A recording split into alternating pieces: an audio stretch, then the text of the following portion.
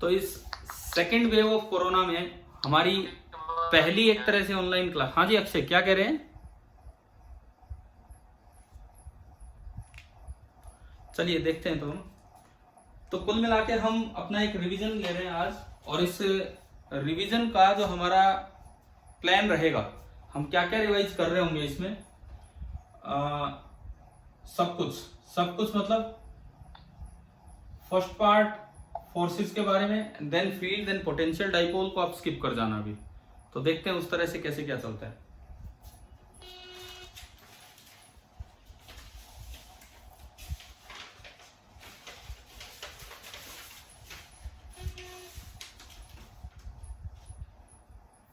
अगर मैं शुरुआत करूं आज की क्लास की, तो मैं कूलम्ब्स लॉ का कंपैरिजन ले रहा हूं। एक बार तो वैक्यूम में और एक बार मीडियम में। कूलम्ब्स लॉ का कंपैरिजन एक बार वैक्यूम में, एक बार मीडियम में। मतलब ऐसा नहीं है कि कोई बात रिपीट होगी, रिपीट नहीं होगी, रिवीजन होगा नई बातों के साथ, नए कॉन्सेप्ट के साथ रिवीजन होगा, ये लगा लो। तो अगर ये चार्ज Q1, ये चार्ज Q2 दोनों वैक्यूम में रखे हुए हैं और दोनों के बीच की डिस्टेंस है R। देखिए, आप में से जिसकी तरफ आवाज आने लगे वो अपने आप को म्यूट करे। जिसके घर से कोई बात कर रहा हो वो प्लीज अपने आप को म्यूट करे, ताकि क्लास स्मूथली चले। देखिए, वैक्यूम में आप जब देखते हैं तो ये फोर्स का फॉर्मूला आप लिखा करते हैं F in vacuum 1/4 pi epsilon naught Q1 Q2 upon R square. ये आपका वैक्यूम वाला अरेंजमेंट था। अगर आप मीडियम में लेके जाते हैं इसको, इन्हीं दो चार्जेस को, तो पहली बात का जवाब दीजिए कि फोर्स कम होगा कि ज्यादा होगा अगर मैं उतनी ही दूर रख दूं इन दो चार्जेस को? कम होगा। बिल्कुल कम होगा, डेफिनेटली कम होगा। ये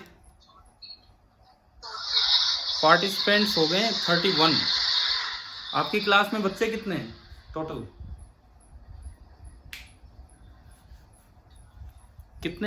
कितने स्टूडेंट्स हैं वैसे? चलो, अभी 31 पार्टिसिपेंट्स है, मुझे मिला के मतलब 30 बच्चे हो गए हैं प्रेजेंट। देखिए, ये R डिस्टेंस दूर आपने कोई मीडियम में रखा और उस मीडियम का डाइलेक्ट्रिक कांस्टेंट है K, तो फोर्स थोड़ा सा कम हो जाएगा, और जो अब मीडियम का फोर्स बनेगा that is 1/4 pi epsilon not into epsilon R, जिसको K भी बोल देते हैं, capital K, and Q1 Q2 upon R square. देखो, यहां से एक किस तरह का सवाल आ सकता है, कैसा कंपैरिजन हो सकता है। सबसे पहली बात, इन दो फोर्सेस की टर्म्स में डाइलेक्ट्रिक कांस्टेंट अगर आपको डिफाइन करना हो, देखिए। हाँ जी बोलो, बताइए, बोलिए। सर एक बार इसे म्यूट कर दो यार। ये देखो, आप डिस्टरबेंस मत कीजिए भाई, जो भी आवाज आ रही है वो अपने आप, मैंने बोला भी था अभी। सर आप ही कर दो म्यूट इसे। एक मिनट रुको।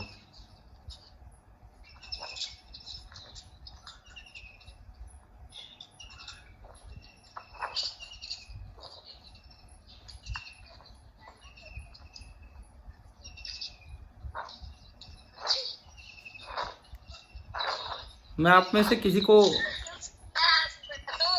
हेड बना दूं इस मीटिंग का?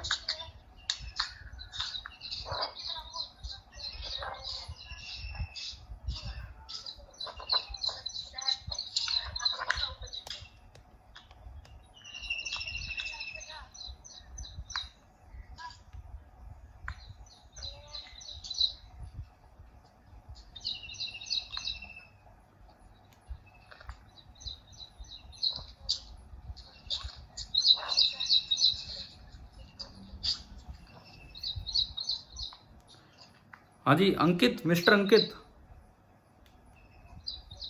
Yes sir. मैंने आपको होस्ट बना दिया है भाई, कोई आवाज वगैरह फालतू की आए तो आप म्यूट कर देना, है ना। मैं पढ़ाने पे ध्यान दूंगा अभी। कर दोगे?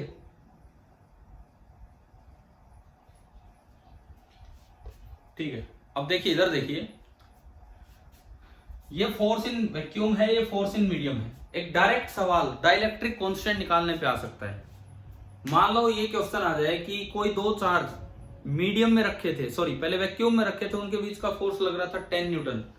अब मैंने उन्हें उठा के मीडियम में रख दिया, 10 न्यूटन के बाद मैंने उन्हें उठा के मीडियम में रख दिया, और अब आपसे पूछा जाए कि अगर अब फोर्स हो गया है 5 न्यूटन, तो बताओ dielectric constant of the medium कितना है, कितना होगा? अगर आप इन दोनों को देखते हो तो एक बड़ा सीधा सा फॉर्मूला हमारे बीच आ रहा है, के मतलब dielectric constant of the medium होगा force in vacuum upon force in medium. अगर आप इन दोनों को डिवाइड करोगे तो ये आ जाएगा, ये दिख रहा है ना, ये नजर आ रहा है हमें यहां से। मैंने कहा अगर दो चार्ज वैक्यूम में थे, सपोज उनके बीच का फोर्स कितना लग रहा था? 10 न्यूटन। अब वो दोनों चार्ज मीडियम में हो गए और उनके बीच का फोर्स हो गया 5 न्यूटन, तो पूछा है के कितना होगा, तो कितना होगा बताओ? 2। डायरेक्ट आंसर है, मतलब ऐसे सिंपल क्वेश्चन भी मिल सकते हैं आपको कहीं, तो डायरेक्ट आंसर है 10/5 और इसका आंसर आएगा 2। समझ आ गया? ठीक है, तो मतलब हमारे लिए डाइलेक्ट्रिक कांस्टेंट की एक डेफिनेशन आ गई इनको कंपैरिजन करने पे। दूसरी बात, एक और चीज जो पूछ ली जाती है कभी कभार, मैं ये नहीं कह रहा इस टेस्ट में क्या है, मुझे नहीं पता इसमें क्या है, मैं तो इन जनरल बात कर रहा हूं कि ये जो आसान चीजें हैं जो हमें याद रखनी चाहिए।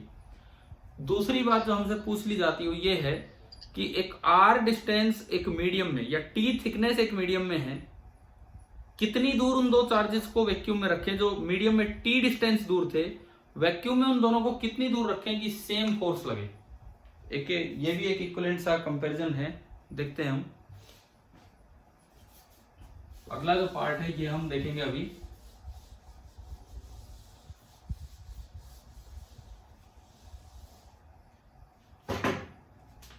आपको ये दिया गया है कि भाई दो चार्जेस हैं, मैंने उन्हें एक मीडियम में रखा था टी डिस्टेंस दूर, टी स्टैंड्स फॉर थिकनेस, किसी मीडियम की थिकनेस थी टी, वहां ये रखें, और इस मीडियम की जो रिलेटिव परमिटिविटी है, डाइलेक्ट्रिक कांस्टेंट का ही दूसरा नाम होता है रिलेटिव परमिटिविटी, इस मीडियम की जो रिलेटिव परमिटिविटी है दैट इज एप्सिलॉन आर, ये इस मीडियम की रिलेटिव परमिटिविटी है एप्सिलॉन आर।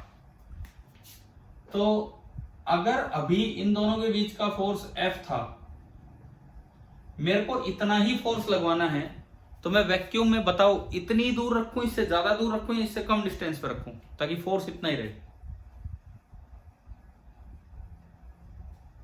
कम डिस्टेंस पे, ज्यादा डिस्टेंस।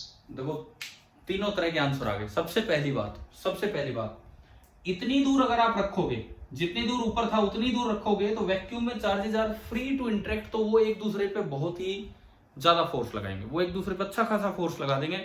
अगर आपने इतनी ही दूर रखा है तो उनको अच्छा खासा फोर्स लग जाएगा यहाँ पे। लेकिन मुझे फोर्स इतना ही चाहिए, तो फोर्स थोड़ा सा मुझे कम करवाना पड़ेगा, नहीं तो वैक्यूम में ज्यादा फोर्स लग रहा होगा, तो मुझे उनके बीच की दूरी थोड़ी ज्यादा करनी होगी, मुझे इनके बीच की थोड़ी सी डिस्टेंस बढ़ानी होगी Q1 Q2 के बीच की, ताकि फोर्स क्या रहे, सेम रहे। अब भी ये फोर्स F है अगर मैंने इनको वैक्यूम में रखा है तो, और ये दूरी मान लीजिए R है। तो सबसे पहली बात तो जो रिजल्ट की तरह में याद रख लेना चाहिए कि R is equivalent to T into under root epsilon.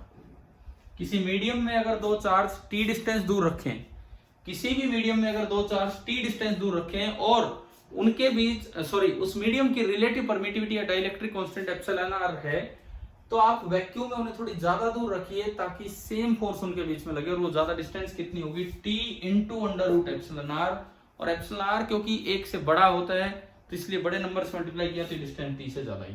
और ये आएगी कैसे, ये यहां से आ जाएगी, यहां फोर्स लिखोगे तो हमारा फोर्स होता है 1/4 pi epsilon naught epsilon R Q1 Q2 upon T square, और यहां जो फोर्स होगा 1/4 pi only epsilon naught Q1 Q2 upon T square, Q1 Q2 upon T square नहीं, यहां क्या आएगा R स्क्वायर। आप क्योंकि फोर्स सेम रखना है तो इन दोनों को इक्वेट किया तो क्या हो जाएगा, 1/4 से 1/4 कैंसिल, Q1 Q2 से Q1 Q2 कैंसिल, तो क्या बचा, ये बचा R² is equal to epsilon R into T square. और आप बताओ कि यहां से ये आ गया कि नहीं आ गया, क्या बताइए भाई, ये वाला पॉइंट क्लियर है आप लोगों को? Yes sir. है ना। अब मैं इसका एक रफ सा यूज बताता हूँ, बहुत भी प्रॉपर नहीं है वो, बहुत प्रॉपर भी नहीं है, इतना एग्जैक्ट भी नहीं है, लेकिन हमारे पास और कोई ऑप्शन भी नहीं है। सपोज कोई एक मैं आपको बताता हूँ, दिखाता हूँ इसमें किस तरह से। पहले तो ये बता दो, इसमें कोई डाउट है किसी बच्चे को? इस ऑनलाइन क्लास को ऑफलाइन की तरह लेके चलो, कोई भी डाउट है तो पूछना है। क्या आप सभी को स्क्रीन क्लियरली विजिबल है, बोर्ड? देखो मेरे सामने आने पे हो सकता है कोई दिक्कत हो, लेकिन नहीं तो ये बोर्ड क्लियरली विजिबल है ही। अच्छा, अब देखते हैं इसमें कहां पे एक रफ सा यूज, बहुत भी एग्जैक्ट नहीं है पर और कोई तरीका नहीं होता हमारे पास ऐसी चीजों को करने का। जैसे मान लो ये कोई मीडियम है, ये कोई भी एक मीडियम है, हमने कहा कि ये लिक्विड मीडियम है और इस लिक्विड का डाइलेक्ट्रिक कांस्टेंट दे दिया 81, नियरली वाटर का 81 होता है। इस लिक्विड का डाइलेक्ट्रिक कांस्टेंट हमें दे दिया 81 है। अब मैंने इसमें दो चार्ज रखे, दो चार्ज इसके अंदर रख दिए, एक चार्ज है Q1 और एक चार्ज है Q2, और इनके बीच की डिस्टेंस आपने ले ली सपोज 3 मीटर। वैक्यूम में कितनी दूर रखें कि इतना ही फोर्स लगे जितना इन दोनों के बीच में अब लग रहा है? 27 मीटर। तो डायरेक्ट तो आंसर आ ही रहा है, R is equal to T into √81, यानी कि आपका कितना आ गया, 27 मीटर। अब इसमें अप्रोक्सीमेशन क्या है कि ये जो फॉर्मूला आप मीडियम में लगाते हैं ना, मीडियम में 1/4 pi epsilon not K Q1 Q2 upon R², ये एग्जैक्टली वैलिड नहीं है ना। ये फॉर्मूला कुलम ने दिया था, कुलम ने वैक्यूम के लिए दिया था, ये एग्जैक्टली वैलिड नहीं है, ना ही ये फॉर्मूला कुलम ने दिया था। और ये अप्रोक्सीमेटली वैलिड है, वो भी तब जब मीडियम कैसा हो,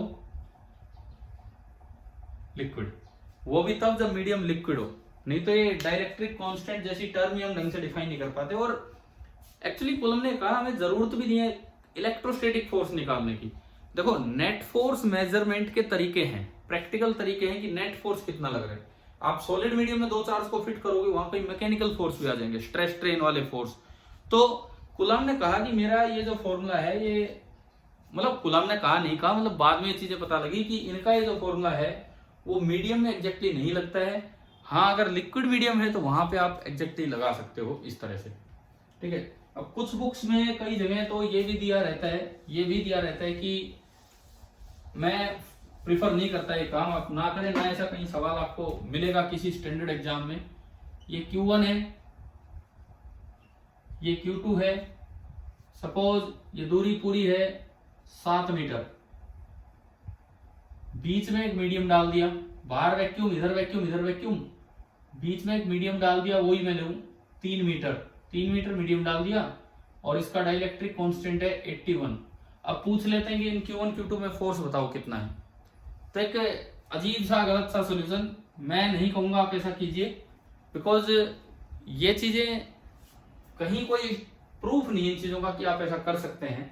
वो क्या कहते हैं कि भाई 3 मीटर लेंथ तो मीडियम में है, तो वैक्यूम में कितनी लेंथ बची, 7 में से 7 - 3, वैक्यूम में कितनी लेंथ बची, 4 मीटर। और बोले इसको कन्वर्ट कर लो वैक्यूम में, इसको कन्वर्ट कर लो वैक्यूम में। अभी किया था आपने 3 इंटू √81, कितना हो गया ये 27 मीटर, और प्लस 4 मीटर हो रहे जो पहले से वैक्यूम है। तो वो बोलते हैं कि भाई टोटल डिस्टेंस ही आप मान लो कितनी, 31 मीटर, और फोर्स लगा दो 1/4 पाई एप्सिलॉन नॉट, जैसे इनको वैक्यूम में 31 मीटर की दूरी पे रख दिया हो।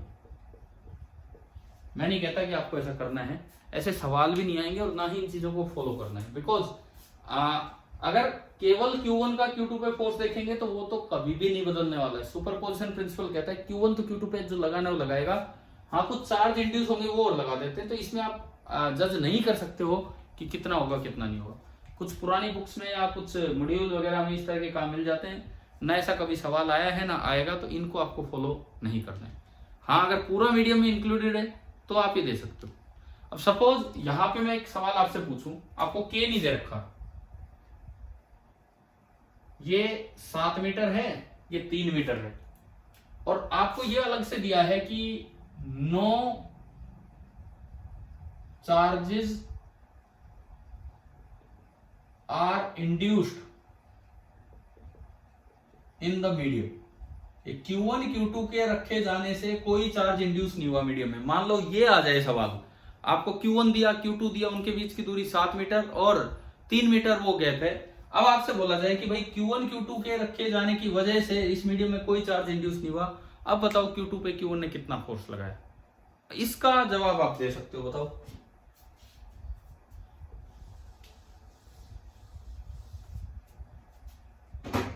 मीडियम का असर क्यों आता है? Q1 तो Q2 पे उतना ही फोर्स लगाएगा जितना वैक्यूम में वो लगाता।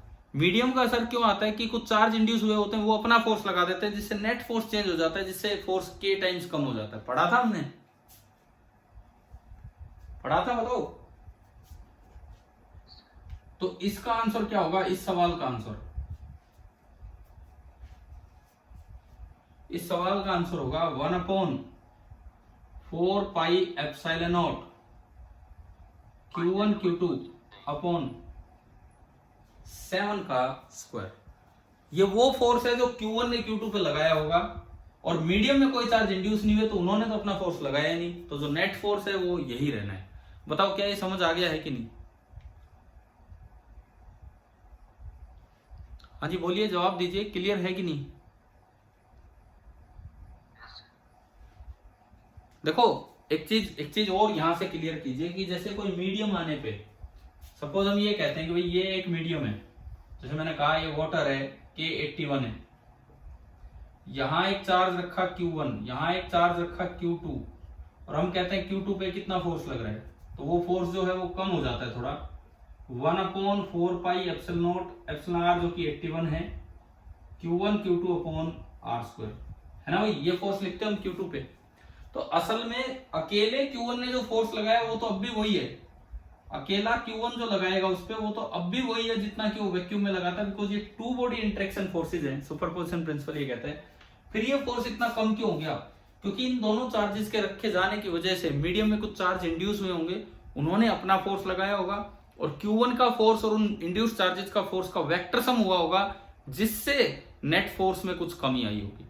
क्या अब आप ये बताओ, कूलम्ब्स लॉ इन मीडियम यहां से क्लियर हुआ कि नहीं? Yes sir.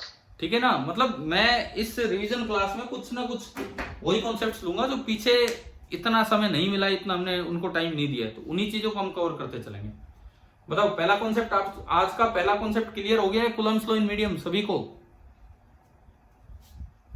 ठीक है, अब मैं दूसरी चीज पे चलता हूं कूलम्ब्स लॉ इन मीडियम के बाद, क्योंकि लिक्विड में तो ये फॉर्मूला एग्जैक्टली वैलिड है। हो सकता है आप में से एक दो बच्चों ने कल अटेंड की हो क्लास, लेकिन अभी दोबारा देखिए, बहुत इंपॉर्टेंट काम, कि अगर वो बॉल्स को जो सस्पेंड किया था, अगर उनको लिक्विड में डाल दिया जाए तो क्या कुछ फर्क होता है। देखते हैं हम ध्यान से इस चीज को। ये एक बॉल है, ये दूसरी बॉल है, अभी ये एयर में है, ये सब तो हमने पहले बहुत पढ़ा हुआ है, एयर में है, ये बराबर एंगल पे जाएंगे। अच्छा, एंगल बराबर होगा कि नहीं होगा ये इनके चार्ज पे डिपेंड करता है या मास पे, या दोनों पे?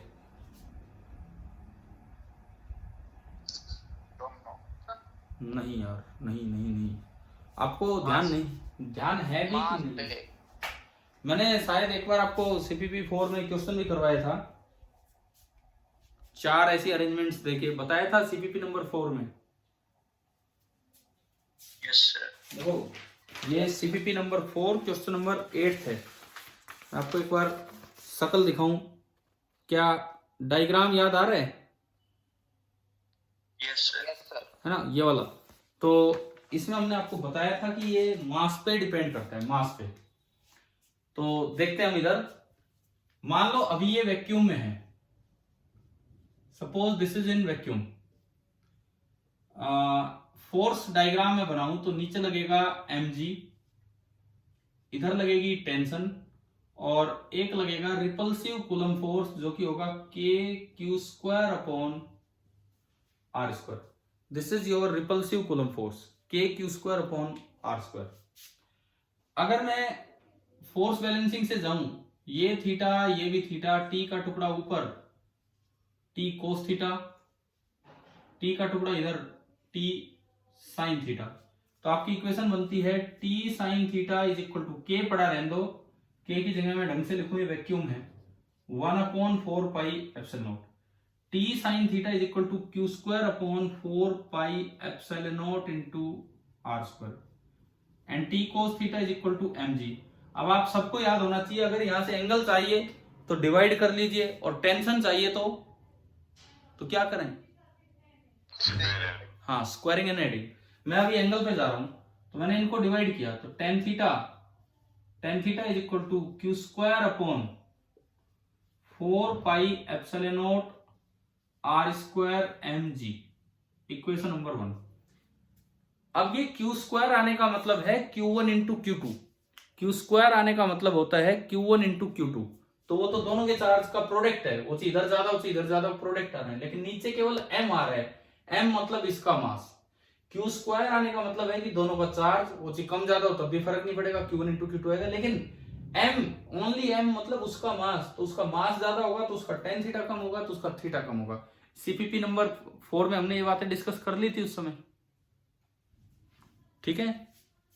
अब देखिए, अब मैं इन दोनों को एक लिक्विड में डाल रहा हूं, एक ऐसा लिक्विड, मतलब एक बहुत ही कॉमन सा पार्ट है फ्लूइड में या इलेक्ट्रोस्टैटिक्स में, ये क्वेश्चन आ सकता है, आता रहता है। ऐसा लिक्विड आपने लिया कि एंगल चेंज ही नहीं हुआ, ये आपका सीपीपी नंबर 4 का ही क्वेश्चन नंबर 7 है। आप लोग यार घर पे हो तो आपके पास तो असाइनमेंट होंगे ना ये? हाँ भाई, असाइनमेंट है अभी आपके साथ?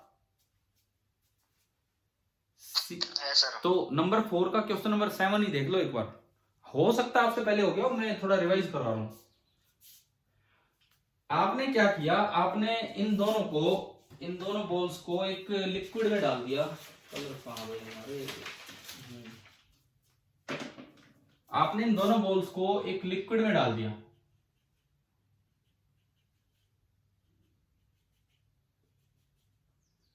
एक ऐसे लिक्विड में डाला जिसका कि डाइलेक्ट्रिक कांस्टेंट है K और जिसकी वॉल्यूम मास डेंसिटी है सिग्मा।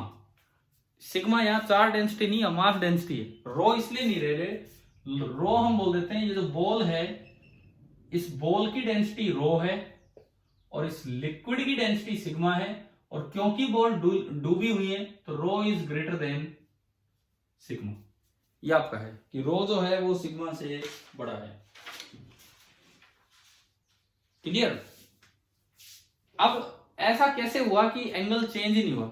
अच्छा, आगे बढ़ने से पहले मैं एक बात आपको बता दूं, ये मीटिंग 40 मिनट में ऑफ हो जाएगी, तो मैं अगर दोबारा स्टार्ट कर दूं तो क्या आप लोग ज्वाइन कर लेंगे उसी तुरंत? Yes sir. नहीं, इनवैलिड आता है यार। मैं तो उसी को दोबारा स्टार्ट कर, क्या दोबारा लिंक भेजना पड़ेगा क्या बना के? दोबारा सेंड कर देना था, कल भी ज्वाइन कर रहे थे तो कोई नहीं रही। चलो, मुझे पिछले साल का ऐसा ध्यान था कि उसको मैं डायरेक्ट स्टार्ट करता तो फिर से बच्चे जुड़ जाते थे। चलो ठीक है, मैं दोबारा लिंक सेंड कर दूंगा आपको। ये ऑफ होने वाली है, लास्ट 10 मिनट्स कुछ ऐसा चल रहा होगा इसका। अभी देखिए यस सर। तो अभी देख लो, फिर भी चलते हैं। देखो भाई, एंगल तो चेंज होना चाहिए था, फिर भी एंगल सेम कैसे रह गया? एंगल चेंज होना चाहिए था, फिर भी एंगल सेम कैसे रह गया? कारण, अगर मैं फिर दोबारा से फोर्सेस देखूं, इस पे नीचे लग रहा है mg, जिसपे कोई असर ही नहीं हुआ होगा। टेंशन में भी चेंज होगी हो, मैं टी डैश बोलूं, में भी चेंज होगी हो, टी डैश बोल दिया।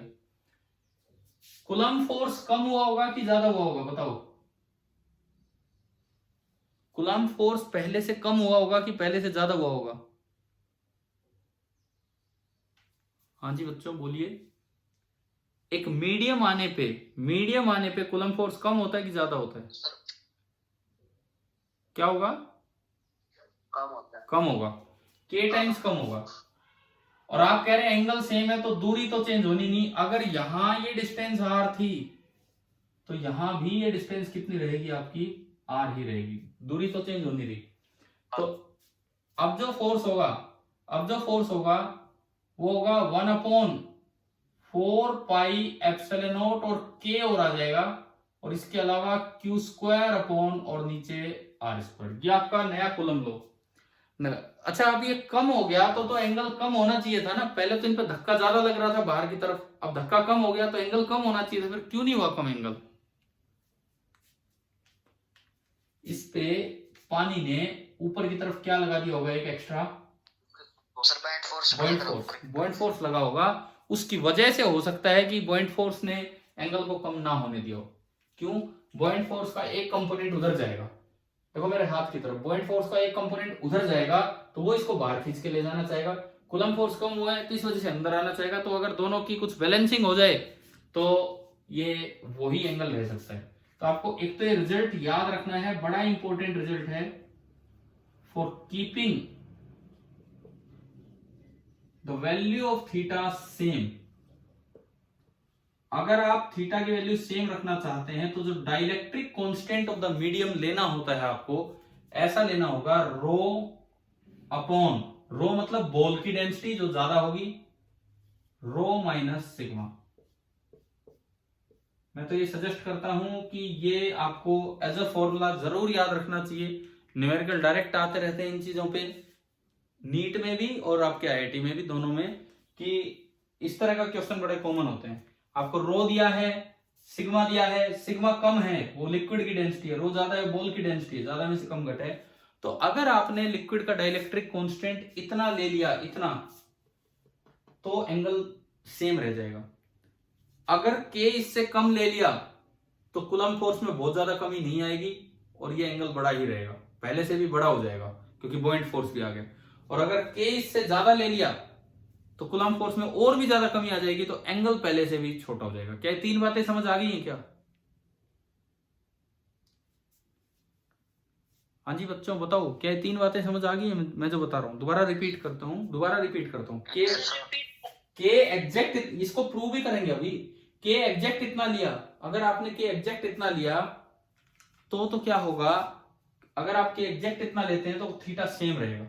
अगर आपने के इससे ज्यादा ले लिया तो बॉइंट फोर्स में और भारी कमी आ जाएगी, और भारी कमी आएगी तो बॉल्स को अंदर आना ही पड़ेगा। बॉइंट फोर्स भी सफिशिएंट नहीं है उनको वहां रोक के रखने के लिए। समझ आया? अगर आपने के इससे ज्यादा ले लिया तो बॉल्स थोड़ा अंदर आएंगी तो एंगल पहले से क्या हो जाएगा? कम हो जाएगा। अगर आपने के इससे कम लिया तो अभी बॉल्स पे फ्रीली कूलम्ब फोर्स लग रहा होगा और बॉइंट फोर्स भी लग रहा है। के इससे कम लिया तो अभी बॉल्स का एंगल पहले से क्या हो जाएगा? थोड़ा ज्यादा हो जाएगा। आप सोचोगे यार कूलम्ब फोर्स तो कम हुआ है लेकिन बॉइंट फोर्स आ गया, तो वो उस वजह से एंगल को बढ़वा देगा क्योंकि बॉइंट फोर्स का एक कंपोनेंट उधर जा रहा है। क्या ये बातें समझ आ गई हैं क्या? तीनों बातें? Yes sir. ठीक है, अब मैं आता हूं। देखो ज्यादातर बार तो सवाल मैंने आज तक जो देखे इस पे ही देखे कि के इतना लो तो ये सेम रहेगा, लेकिन मैंने आपको दो एक्स्ट्रा बातें बता दी हैं। अगर के इससे ज्यादा लोगे तो एंगल पहले से कम हो जाएगा, और अगर के इससे कम लोगे तो एंगल पहले से ज्यादा हो जाएगा। ठीक है, अब मैं एक छोटा सा काम यहां पे लेता हूं, इसका प्रूफ, इसके प्रूफ पे हम चलते हैं। यहां पे अब अगर बाद वाले आप डायग्राम से चलें, बाद वाले डायग्राम से एंगल सेम लेते हुए, ये थीटा तो ये भी थीटा, इक्वेशन क्या बनेगी? T dash sine theta. मैं इधर ये डायग्राम मिटा के इधर लिखूं, टी डैश है, टेंशन नहीं होगी कोई। T dash sine theta that is equal to 1/4πε0 के q²/r²। बताओ पहली इक्वेशन समझ आई? और टी डैश कोस थीटा बताएं कितना होगा? टी डैश कोस थीटा, देखो T dash cos theta plus B is equal to M G. क्या ये इक्वेशन समझ आई इक्विलिब्रियम में? Sir T dash cos theta हो जाएगा एम जी माइनस बी। हाँ बिल्कुल ठीक, थीटा सेम है। आपने इन दोनों को फिर से डिवाइड किया तो टेन थीटा आपका आया 1/4 पाई एप्सिलॉन नॉट के q square by r square और m ji minus b. This is your second equation, first ईयरी और सेकेंड ईयरी। एक बार मुझे इसमें, मैं फोन की तरफ ज्यादा नहीं आता हूं, आप मुझे देख के बता दो कि कितना टाइम बचा है इस मीटिंग का।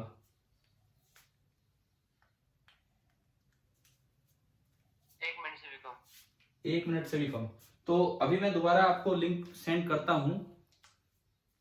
एक बार तो मैं वही को रिस्टार्ट करके देखूंगा, आप सेम लिंक को चला के देखना, मुझे पता लग जाएगा कि आप एडअप हो पाए हैं कि नहीं। ठीक है, मैं एक बार उसी को मीटिंग को रिस्टार्ट कर दूंगा, आप सेम लिंक पे दोबारा करके देखना कि ऐड हो पाते हैं कि नहीं हो पाते हैं। अभी तो चलो इसको तब तक ऑफ ना हो तब तक बताता हूं। इन दोनों इक्वेशंस में टेन थीटा सेम है तो उनको इक्वेट करके मुझे ये फॉर्मूला लेके आना है। उनको इक्वेट करके मैंने दोनों को इक्वेट किया टेन थीटा और टेन थीटा को।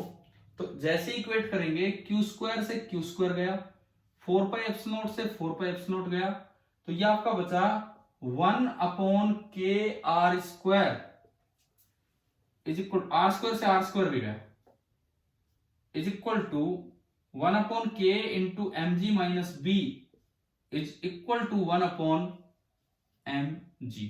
और आप देखें तो आपका जो k आया, मैं एक बार आपकी मीटिंग रीस्टार्ट करता हूं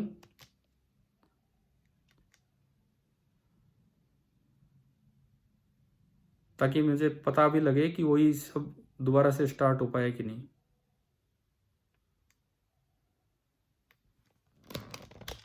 जस्ट ए मिनट, अभी करते हैं स्टार्ट।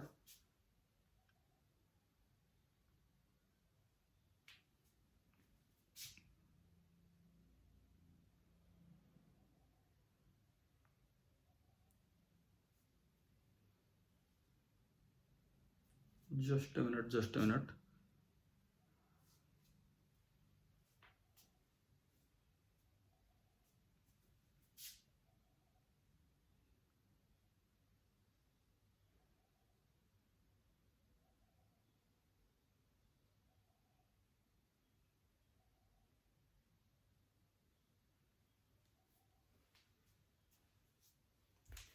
चलिए बच्चे, मैं इसको पूरा कर देता हूं पहले।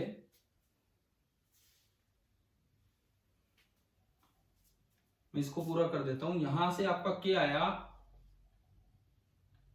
के उधर जाएगा तो ये आपका बना mg माइनस बी। के आपका आया mg माइनस बी। अब mg माइनस बी कितना होगा? mg आप इसको लिख सकते हैं density of ball into volume of ball into g. Density of ball into volume of ball into g. And point force होगा density of liquid into volume of liquid into g. V g कट गया और ये आपका आ गया rho upon rho minus sigma. तो मुझे लगता है कि ये फॉर्मूला आपको शायद समझ आ ही गया होगा। ठीक है, वो मीटिंग तो दोबारा अभी स्टार्ट नहीं हो पाई, मैं करता हूं दोबारा से, बट शायद आपको ये क्लियर हो गया होगा कि ये फॉर्मूला कैसे आता है और इसको यूज करना आना चाहिए। Thank you.